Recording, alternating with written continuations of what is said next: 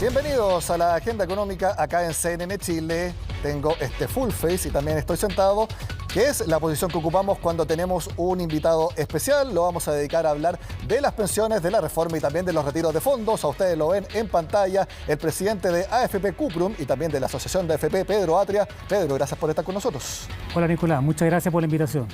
Pedro, lo último que hemos sabido de pensiones es que se alargue suspenso, sí, a llegar a un acuerdo autoimpuesto entre el gobierno y el Congreso de que iba a haber un acuerdo para enero. No se logró y se aplazó para marzo. ¿Cómo toman ustedes que se haya dilatado este tema? Bueno, nosotros siempre hemos manifestado que creemos que es necesaria una reforma, pero efectivamente la información que venía surgiendo públicamente respecto al acuerdo que se estaba llegando, a nuestro juicio era bastante negativo para los afiliados y para las pensiones. Por lo tanto, que no haya habido acuerdo y que se haya postergado, creemos que es positivo en el sentido de lograr una mejor reforma de lo que se venía discutiendo. Ahora, ¿qué parte ven como negativo? Porque de todas maneras eran trascendidos, no había ninguna oferta sobre la mesa, ni tampoco los actores públicamente hablando de qué era lo que estaban avanzando, pero de lo que se rumoreaba, ¿cuál era lo más negativo que ustedes veían?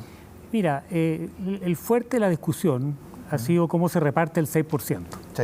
Y eso ya de por sí nosotros consideramos que es un error porque a nuestro juicio el 6% completo debería ir a cuentas individuales. Aquí lo que hay que tener claro es un diagnóstico bien profundo de qué es lo que ha sucedido y qué es lo que pasa con nuestro sistema de pensiones. Y la verdad que uno lo ve de distintas fuentes y el diagnóstico en general tiende a estar claro, ¿ya? Aquí el problema son las lagunas, la poca densidad de cotizaciones que tiene la mayoría de la gente, sobre todo las mujeres, la baja tasa de cotización, la edad de jubilación, eso por nombrarte tres, ya que son los tres principales. Por lo tanto, la discusión se debiera focalizar en cómo resolvemos esos tres puntos, ahí debiera partir. Y hay un cuarto punto, que es que efectivamente hay gente, hay personas, hay trabajadores chilenos que no tienen capacidad de cotizar, capacidad de ahorro, que no tienen empleo formal.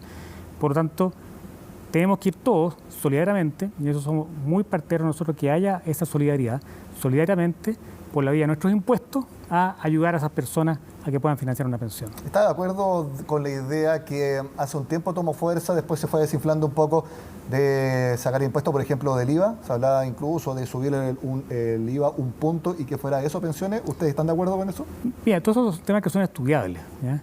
Lo que importa aquí y lo que nos preocupa es que esto se dilate con el costo para los trabajadores. Porque toda esta demora, acuérdense que la discusión de reforma de pensiones lleva años, ¿ya? Sí. No es un tema de ahora. Y toda esta demora, ¿quién paga el costo de la demora en tener la reforma? Los pensionados y los trabajadores que siguen teniendo pensiones insuficientes. Por lo tanto, lo que nosotros decimos, aquello que ya haya acuerdo y que está en línea con el diagnóstico, por ejemplo, subir la tasa de cotización, implementemos esa alza.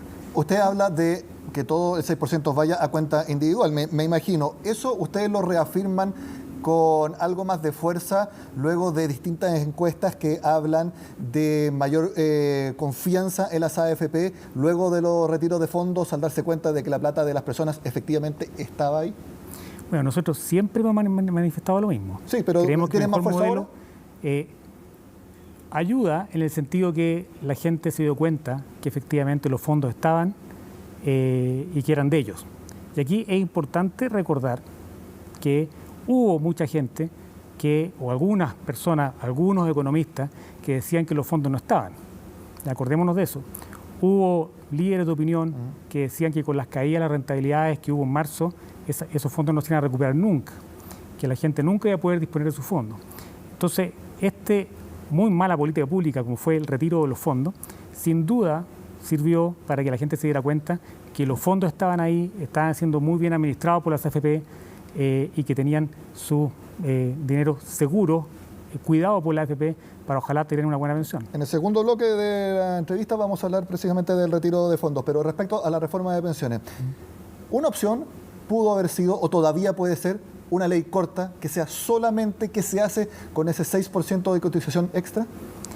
Es una opción, dado que ya hay acuerdo de subir la tasa de cotización, yo creo que no habría por qué esperar más. Empecemos a subirla y que esa tasa de cotización vaya a las cuentas individuales que hoy día administran las AFP. Recordémonos que eso para los afiliados es absolutamente gratis, ¿ya? O sea, no tiene ningún costo adicional en que se aumente la cotización del 10 y vaya gradualmente incrementándose. Pero no hay que olvidarse que eso soluciona una parte del problema solo a aquellos que están cotizando, pero el grueso del problema son las lagunas. Por lo tanto, la discusión debiera focalizarse en cómo resolvemos el problema de esa baja densidad de cotizaciones. Hoy día, hombres y mujeres sobre todo, están cotizando muy pocos años, no por su culpa, ¿ya? Sencillamente por un problema laboral, que no tienen posibilidades de cotizar más por la informalidad del trabajo, por la falta de trabajo. Esa debiera ser la discusión, ese debiera ser el foco. Sí, los factores que usted mencionaba, terminar con las lagunas de cotizaciones, también promover el ahorro voluntario, subir la edad de jubilación y subir el porcentaje de cotización, usted dice que son los factores más importantes para mejorar las pensiones, pero que debido a prejuicios o visiones ideológicas, que son cada vez más ciegas a la contundente evidencia, no se ha podido avanzar en esto. ¿A qué se refiere con esos prejuicios o visiones ideológicas? ¿Es la animadversión que gran parte de la población puede tener contra la AFP? ¿A eso se refiere? No, hay visiones, o sea, no solamente eso, hay visiones que definitivamente, y esto es ampliamente conocido, hay gente que no le gusta que haya administradores privados en el sistema de pensiones y hay gente que no le gusta el lucro, ¿ya? Entonces eso lleva a ciertas posiciones que ha impedido que se hagan las mejoras, algunas de ellas que son bastante claras, e incluso acuerdo mayoritario, como el alza de la tasa de cotización. Yo recuerdo hace unos años atrás una destacada economista contraria al sistema, diciendo que no se debiera hacer ningún cambio ni ninguna mejora al sistema de pensiones actual a la espera de que discutamos el cambio del modelo, ¿ya? Y eso para mí es bastante irresponsable porque el costo de no hacer esas mejoras, muchas veces paramétricas, o sea que son relativamente simples de implementar y ampliamente acordadas, lo pagan los trabajadores, que no están recibiendo esas cotizaciones adicionales en sus cuentas. No lo paga esa economista ni algunos líderes de opinión que siguen discutiendo acerca del modelo. Entonces, hagamos los cambios, puede ser vía ley corta, puede ser vía otra forma, pero que vayan en directa mejora a las pensiones de las personas. La reforma de pensiones y el sistema de pensiones en general no es solamente las AFP, no es solamente el pilar solidario, es un sinnúmero de elementos. Está también lo que ganan los chilenos. O sea, lo hemos hablado acá antes, el nivel de sueldos que tenemos acá en nuestro país. Debido a todas las variables que hay, es muy importante que gente que sepa del tema también tenga su voz. La gente técnica en esto, no que ellos decían todo, pero que sí sean escuchados. Después de lo que pasó en el retiro de fondos, que todos los técnicos decían, desde el punto de vista técnico, que era una mala idea, pero se hizo igual, no una, sino que 2 veces. ¿Cree usted que va a haber tiempo y espacio y también que sean recepcionados los argumentos técnicos en una eventual reforma de pensiones y su discusión en el Congreso? Bueno, lo que vimos con esa discusión fue lamentable y efectivamente hace que sea más difícil llegar a un acuerdo técnicamente conveniente. Ya, precisamente ratifica un poco lo que venía diciendo yo. Esa discusión fue más ideológica que técnica y los técnicos, valga la redundancia, transversalmente ya opinaron y destacaron que esta era una mala medida y algunos trataban de matizarla con que se puede hacer un retiro pero con devolución, ¿ya? Y eso es otro tema que también se debería estar discutiendo hoy día. Se debería estar discutiendo, bueno, cómo se le devuelven esos fondos a los trabajadores que tuvieron que hacer retiro de los mismos por una situación especial. Pero volviendo al tema de la reforma de pensiones, ¿cree que van a tener cabida los técnicos o se va a repetir lo mismo? Yo esperaría que sí, ¿ya? Yo esperaría que sí, y por eso decía al principio que aquí es clave tomar medidas que apunten a los diagnósticos. Y los diagnósticos están. Acuérdense que aquí ha habido comisiones, tuvo la comisión Marcel hace muchos años, después tuvo la comisión Bravo, incluso el proyecto de ley del gobierno en su introducción hace un diagnóstico de lo que está ocurriendo y qué ha pasado con el sistema de pensiones y es bastante claro, y por eso los puntos que yo te señalaba del problema de las lagunas, el problema de la tasa de cotización, de la edad de jubilación, son bastante evidentes, ¿ya? Y son el mismo tipo de discusiones que hay en varias partes del mundo y por lo tanto aquí no hay nada nuevo que inventarse, aquí esto no hay que inventar la rueda. hay ciertas cosas que son evidentes que hay que corregir y que hay que cambiar, y esas deberíamos implementarlas ya. Son evidentes, pero a la vez son muy difíciles de implementar. Hay muchas de ellas políticas, como elevar la edad de jubilación. Ningún presidente lo ha querido hacer porque sabe que tiene un alto costo político y le puede traer repercusiones en las próximas elecciones. Pero quisiera preguntarle, tenemos elección presidencial este año. Usted dijo que podría ser una buena opción que una ley corta por el tema de la cotización extra y dejar para después la discusión de cómo mejorar el sistema completo. ¿Cree que debiera ser rol de los candidatos que quieran llegar a la moneda presentar un programa de reforma de pensiones y que los chilenos elijan qué sistema de pensiones quieren en base, por ejemplo, a qué candidato quieren llevar a la moneda? Mira, solo abordar un poquito un punto del comentario anterior que estabas haciendo. Efectivamente hay acuerdo en ciertos temas, ¿ya? Por ejemplo, en subir la tasa de cotización, y tú dices, pero muy difícil implementarlo, pero la verdad que acá en Chile ya está acordado, porque se acordó que era de un aporte del empleador y los empleadores ya lo han aceptado, ¿ya? Por tanto, yo me refería a difícil de implementar subir la edad de jubilación. Ya, pero, políticamente. Pero tienes el ejemplo de la tasa de cotización, que aumentarle el costo al empleador de esa manera también podría tener mucha oposición. Sin embargo, es un tema que ya está aceptado y acordado. Entonces, estamos perdiendo años, ¿ya? Al no subirla con la gradualidad que corresponda, porque sabemos el impacto que tiene el empleo y más ahora después de la crisis que hemos vivido. Por tanto, con la gradualidad, pero ya hoy día podríamos tener millones de chilenos con mayores saldos acumulados en sus cuentas para mejorar sus pensiones. Volviendo a la pregunta que le había hecho, reforma completa, integral, debiera ser tema central de las candidaturas de quienes quieran llegar a la moneda y ahí se dé el debate. O sea, yo creo que debiera ser, este es un tema que tiene muchas implicancias sociales, políticas, económicos, financieros, sin duda un tema que debiera ser parte de las propuestas de cualquier candidatura. Lo importante es recoger la experiencia que existe afuera para tratar de implementar las mejoras que correspondan.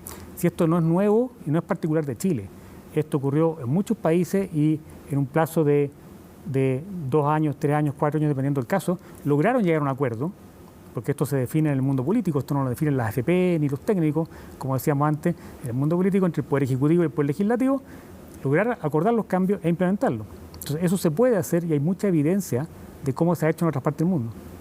Bueno, estamos conversando con Pedro Atria, presidente de AFP Cuprum, también de la Asociación de AFP, y al regreso de esta pausa estaremos hablando de ¿habrá o no un tercer retiro? ¿Qué sintieron? ¿Qué simbolizó?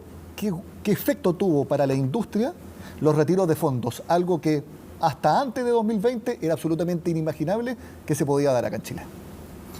Bueno, la verdad que como discusión lamentamos mucho que haya ocurrido de esa forma.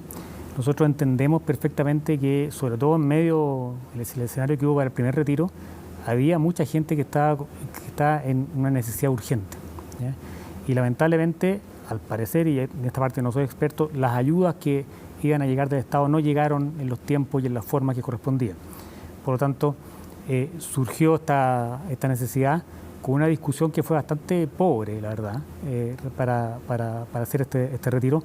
Y de hecho surgían encuestas en que decían lo popular que era esto, lo cual es bastante absurdo porque es obvio que esto es popular, ¿ya? Es obvio, no se necesita una encuesta para decir que esto la gente le gustaría tener esto. Precisamente por eso es obligatorio, y por eso es obligatorio que le descuenten a uno del sueldo una parte de todos los meses para hallarlo a la cuenta obligatoria.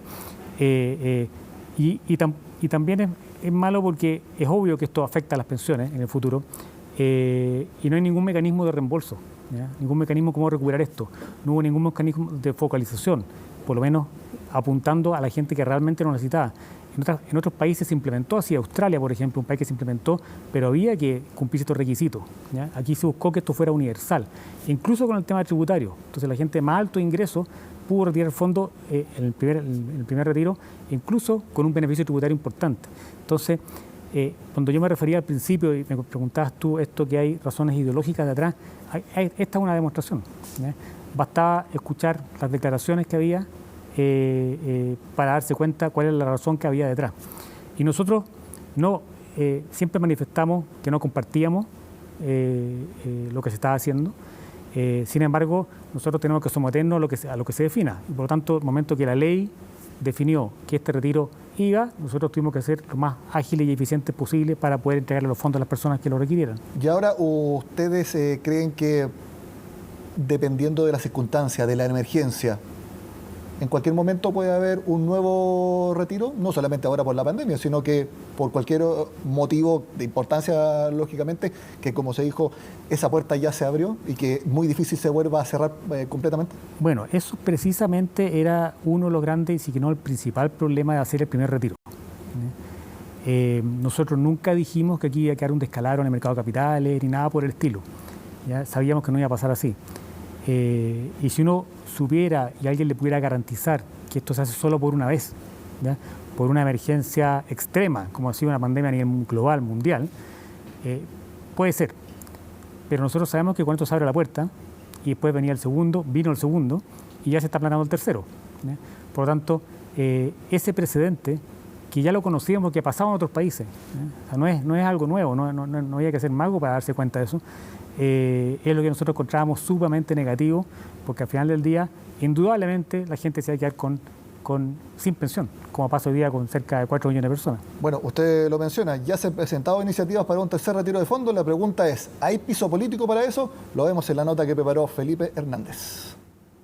Ya llegó el verano y muchos ya están de vacaciones a pesar de la pandemia, pero es sabido que para que el regreso no tenga tanta carga laboral, hay quienes adelantan el trabajo y también las ideas. Y así como presentamos el primero, algunos de nosotros nos vemos en la obligación hoy día de presentar este proyecto. Bastante agua ha pasado bajo el puente para llegar hasta aquí. El primero se aprobó, luego vino la iniciativa del gobierno, la que terminó siendo realidad. Y aprovechando el tiempo de verano, ¿habrá agua en la piscina para un tercer retiro? Al tercer retiro le decimos lo mismo que le dijimos a los otros dos. Es una pésima idea que tendrá un alto costo para el futuro, endeudar a las generaciones venideras y dejar a una gran cantidad de personas dependiendo para su pensión de lo que el Estado le pueda dar, de lo que el gobierno de turno le pueda dar. El populismo previsional que han llegado algunos diputados por ser año electoral y tratar de salir en las cuestas no tiene límite. Hay que ser responsables legislativamente y no jugar con la expectativa y menos con las pensiones futuras de la gente. Una parte del oficialismo cuadrado con un no rotundo, pero es solo una parte. La gente necesita trabajo, necesita que la economía se reactive. Y mientras eso no pase, lamentablemente para muchos, el tercer retiro es una alternativa viable y una alternativa que yo no descarto en apoyar si vemos que la situación económica lo amerita. Si en el 2021 no existe un plan de rescate efectivo, directo a las familias chilenas, soy partidario de un tercer retiro porque esto aliviana la carga, le permite obviamente capear el temporal a muchas familias. Desde el gobierno la posición es una sola. Importante es la reforma de pensiones en este momento. Esa reforma de pensiones debería aumentar significativamente las pensiones de los chilenos, sobre todo los de clase media, en el corto plazo. Entonces, por eso creemos que eso es lo que debe ser en este momento nuestro foco y en eso estamos. Yo lamento, la verdad, que el ministro Cerda señale eso. Yo creo que todos entendemos que la reforma previsional es una prioridad, pero el 10%, el retiro de recursos va a ser necesario si es que el gobierno no llega con otro tipo de ayuda. Pero el que efectivamente era el segundo proyecto terminó en el Tribunal Constitucional, el que lo rechazó. Por eso, ¿podría ser viable un tercero? Cualquier iniciativa parlamentaria en esta materia probablemente va a ser objeto o podría ser objeto de una revisión por parte del Tribunal Constitucional que declare inconstitucional una iniciativa como esta. Un debate que solo fue anunciado y que tiene un largo proceso que recién comenzará en marzo. Pedro, ¿se están preparando para un tercer retiro? Bueno, nosotros tenemos que estar preparados para todo lo que nos exige la ley, ¿eh? Y si finalmente se aprobara algo así, vamos a estar preparados igual como lo tuvimos por el primero y el segundo. Esperamos que no ocurra. Yo comparto que hay mucha gente, chilenos y personas que vienen al país con graves problemas económicos, con falta de trabajo, con necesidad urgente. Bueno, y para eso está el Estado, para ir a ayudarlos a ellos, para tomar las medidas que corresponden y tratar de apoyarlos en este momento de necesidad, pero no a costa de sus propios ahorros, ¿eh? Que es lo que es esto al final, es a costa de sus propios ahorros que tienen que subsistir en estos periodos difíciles. Bueno, hablemos de esos ahorros. Ya no hay de esos ahorros 33.499 millones de dólares, que fue la última cifra que entregó la Superintendencia de Pensiones. Estos son los dos retiros. Pero hay diferencias entre los dos, porque en el primero ya son 20.000 millones de dólares y en el segundo 14.000 millones. Eso da una impresión de que en el segundo retiro efectivamente quedan menos recursos y son menos personas las que pudieron sacarlo. Eso también da evidencia de que en un tercer retiro, y quizás con las cifras que ustedes manejan internamente, van a ser aún menos la cantidad de personas que puedan sacar plata y también por menos monto. Mira, al final, con el primer retiro hubo cerca de 2 millones de personas que llegaron sin fondos. Por lo tanto, esas personas, que eran las que más necesitaban, las que menos tenían, claro, ya no tienen nada que sacar. Con el segundo retiro, casi 2 millones de personas más están quedando sin fondos. Hubo una diferencia en el segundo retiro, que era el tema tributario. Sí. Entonces eso también ya hace alguna diferencia.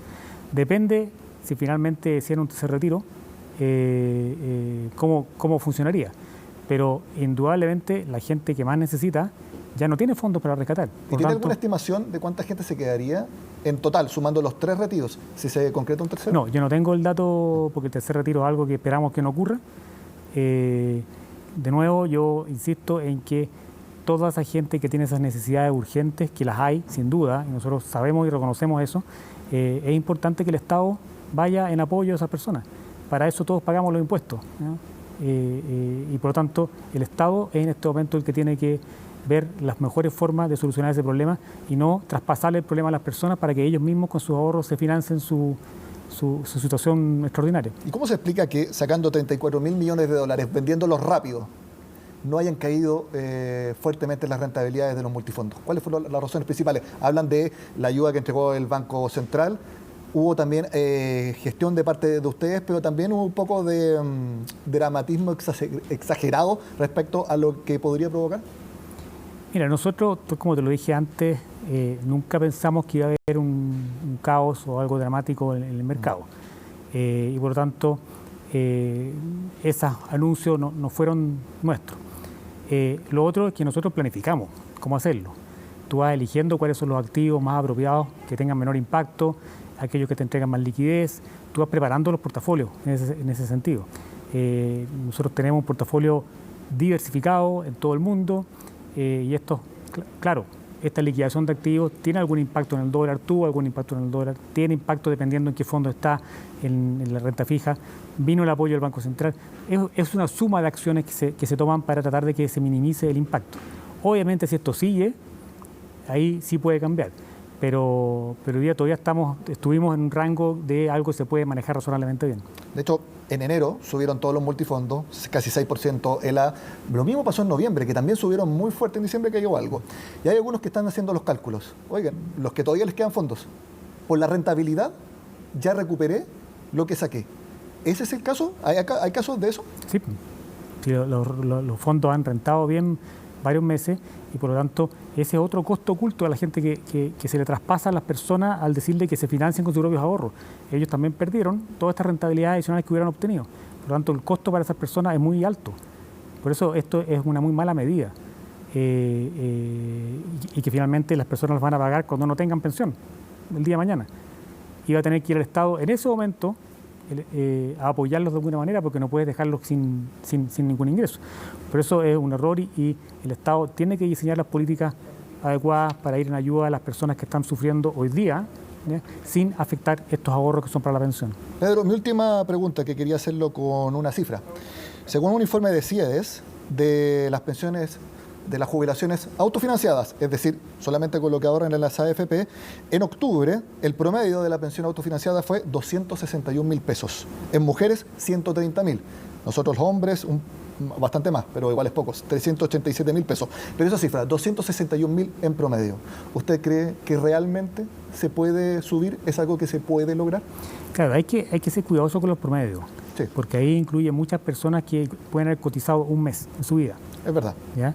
Por lo tanto, es importante y los datos están en función de la gente que ha logrado cotizar y las personas que han logrado cotizar varios años. Las personas, nosotros conocemos el caso nuestro, por ejemplo, de las pensiones que nosotros pagamos, los hombres que cotizan 30 o más años tienen tasas de reemplazo superiores al 70%, ¿ya?, con pensiones que superan los 900.000 pesos, casi 1 millón de pesos. Esa es la pensión promedio.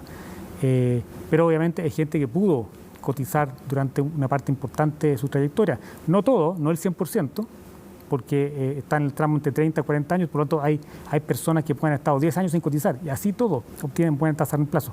Los hombres, las mujeres un poco más bajas, entre 50 y 60%, un poco arriba de 50% tasa de reemplazo, por las razones conocidas, en el fondo tienen más lagunas, se jubilan 5 años antes, por lo tanto el problema con esos promedios es que incluyen a todo el mundo y hay mucha gente que lamentablemente no pudo cotizar gran parte de su vida. Pero muy corto, nos queda poco tiempo. ¿Usted cree que se puede mejorar?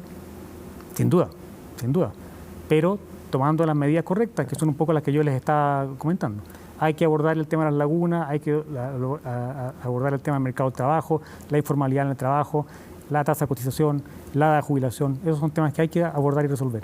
Pedro Atria, presidente de Cuprum, como siempre, gracias por estar aquí en Agenda Económica. Muchas gracias, Nicolás. De esta forma terminamos la Agenda Económica acá en CNN Chile. Sigan con nosotros.